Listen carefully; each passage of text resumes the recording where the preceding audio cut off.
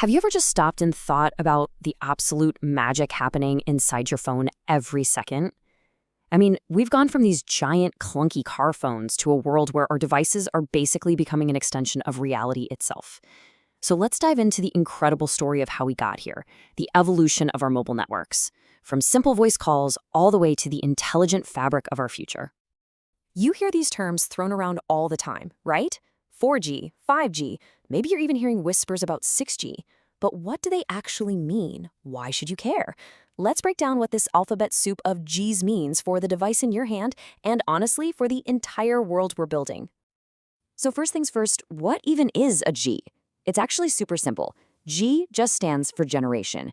The key here is to think of each new number not just as a little speed boost, but as a total revolution, a fundamental leap forward in what our wireless tech can even do.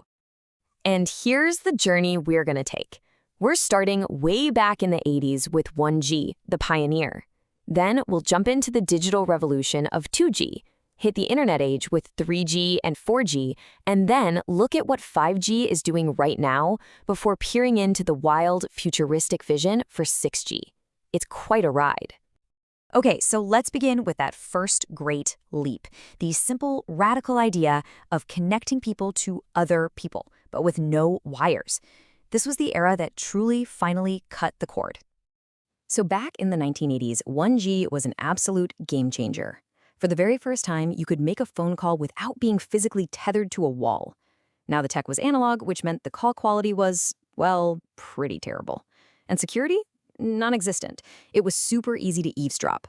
But the main thing was, it gave us mobility for our voice.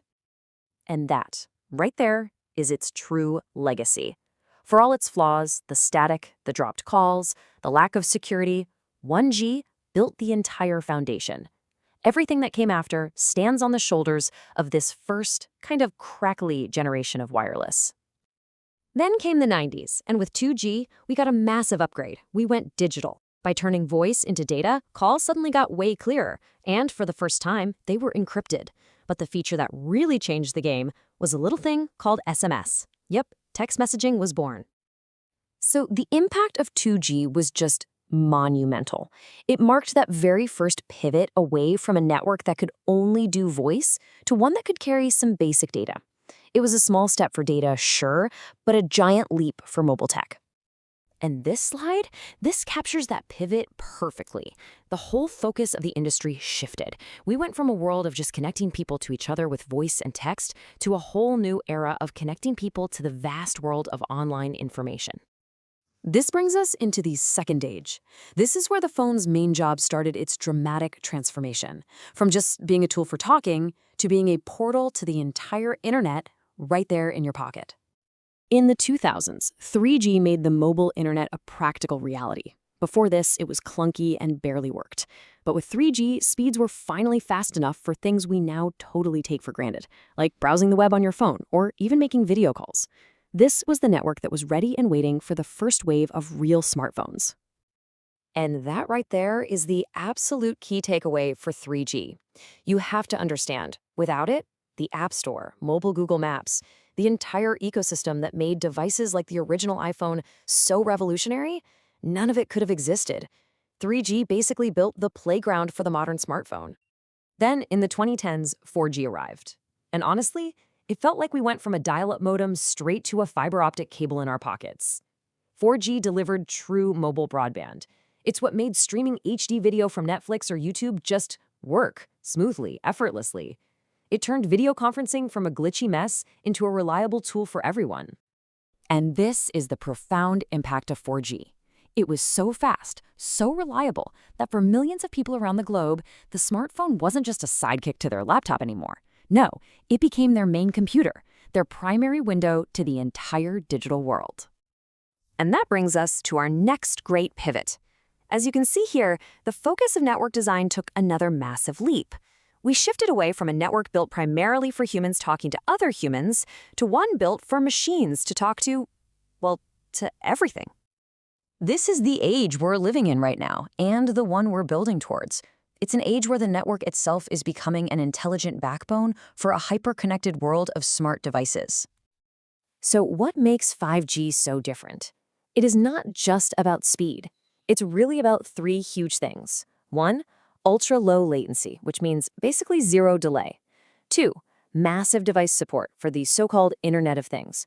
And three, this cool ability to slice the network to create custom, super reliable connections for specific jobs, like guiding self-driving cars or running a smart factory. Of course, the speed is still just mind-blowing. Look at this chart of theoretical maximums.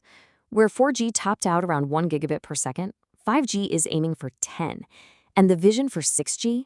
A staggering 1 terabyte per second. That's 1,000 times faster than the peak of 4G. Just incredible. But again, and this is the crucial point, 5G's most important job isn't to make your movie download a few seconds faster. Its real purpose is to create that reliable, instantaneous network for a world of connected things, from your smartwatch all the way up to the city's entire power grid. And this is where we get to the future, the vision for 6G. Now we're talking about networks that are built with artificial intelligence at their very core. The goal is a network so smart it can predict our needs, heal itself when something goes wrong, and completely merge our physical and digital realities through things that sound like science fiction, like real-time holographic calls and complete digital copies of entire cities. So the ultimate ambition here is to transform our communication networks into cognitive ones. The network would stop being this passive system that just passes data back and forth. Instead, it would become a system that can sense, predict, and act. Essentially, it would gain a form of intelligence. So as we wrap all this up, it's pretty clear this whole evolution has been about so much more than just getting faster download speeds. Let's just do a quick recap of the whole journey. 1G gave us mobility. 2G gave us texting and security. 3G brought the real internet to our phones. And 4G made that internet feel like broadband. Now, 5G is building the network for the Internet of Things. And 6G is dreaming of a network for a truly AI-driven reality.